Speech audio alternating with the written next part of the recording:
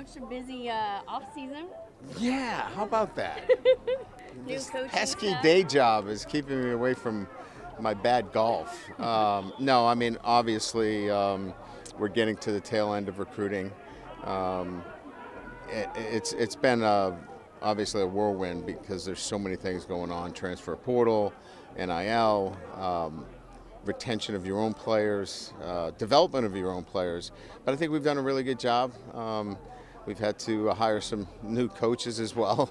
That's been part of the off season, but I think we're in a really good place right now as we get into February, and in a week or so, we'll be able to really focus on the team that's on campus, and that's a good thing. Blake Baker coming back. What do you see from him and why? Well, I got a chance to spend a little bit of time with Blake, but anytime there's a transition, it's very difficult to, commit to anybody because you're bringing in a whole new philosophy and a way of doing things.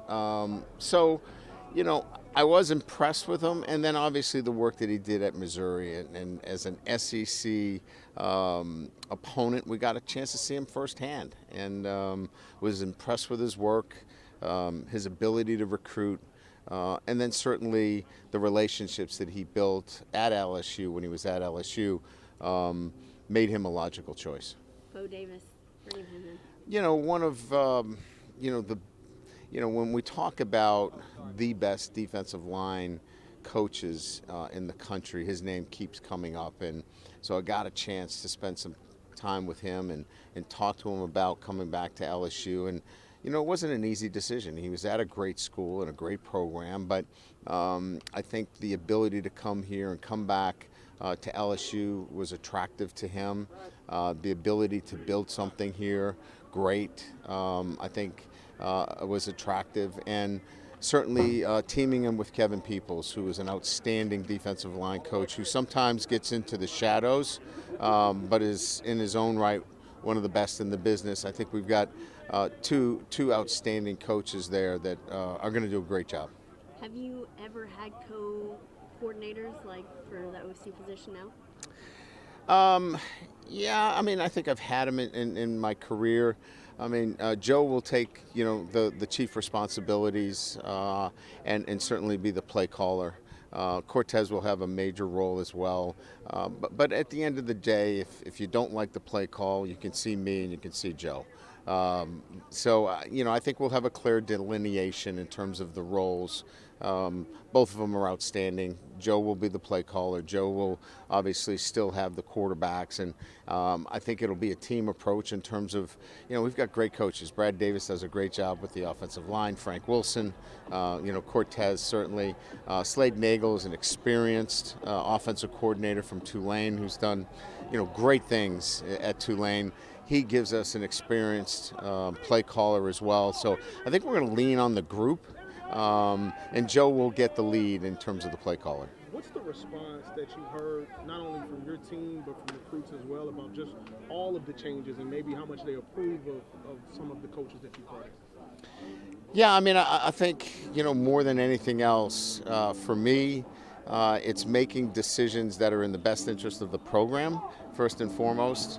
What is going to be able to give us the best opportunity to recruit, retain our players, and then certainly develop and win football games. I mean, that's the most important thing. Now, if we get positive feedback on the other end too, that's certainly a great thing as well. And look, make no mistake about it. When we're doing our vetting process and finding coaches, we're taking everything into consideration. We're listening to all forms of social media. We're listening to the reports that we hear, and we're doing a deep dive on everything. So, if there's lots of negative noise out there, we hear it. It doesn't mean it's going to influence the final decision, but we're listening to everything. Everything that came up on the staff members that we've hired has been very, very positive. You have two guys here, Yeah. in Jordan Jefferson and Charles Turner. Can you just talk a little bit about each and why you feel like they can contribute to an NFL team right away? So first and foremost, both of these guys have had a thoughtful and really deliberate plan and how they're moving forward with the NFL. First of all, both of them played in the bowl game. Certainly that's something that you have to think about. So they've practiced a lot going into this game. They played in a game. They've put out film recently in January. And then obviously stayed in shape going right into this practice session. So it's no surprise that they're doing well right now. Jordan Jefferson was arguably one of our best defensive players the last half of our season. He's showing that right now. He's physically strong. He's able to take on blocks and get off blocks. He's going to make a good pro. Charles is an emerging offensive player. He battled injuries my first 2 years at LSU, and he's finally getting healthy. So I think he's a guy that is on the ascend, and I think somebody's going to get very lucky if they get Charles Turner on their roster. A couple more.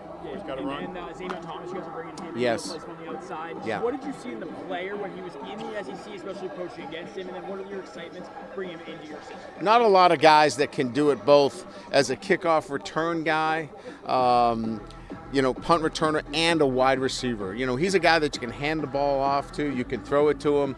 He's a multifaceted guy on your roster. If you talk about a guy that gives you a lot of options, he gives you multiple dimensions on offense, and just really always felt when we went against him the last couple of years, it was a guy we had to game plan for. So we're really excited about his presence and his maturity that he brings to a younger wide receiver room now without Brian Thomas and Malik Neighbors. And talking about those two specifically, obviously they're projected first-round picks right now. NFL franchises, what are they getting in both of those players? Well, first of all, with Neighbors, an intense competitor, and probably in my 33 years of being a head coach, one of the most explosive players after the catch. And I think we've all seen, watching playoff games in the NFL the last month or so, yards after the catch are the separators right now. And so that's a Malik Neighbors. Brian Thomas is a matchup nightmare. His ability to extend down the field and separate down the field opens up offenses, especially when weather conditions are difficult and crowding the line of scrimmage. He's a one-on-one matchup that wins games. So both of these guys are going to be valuable prospects when it comes time to make decisions on who's going to go in the first round.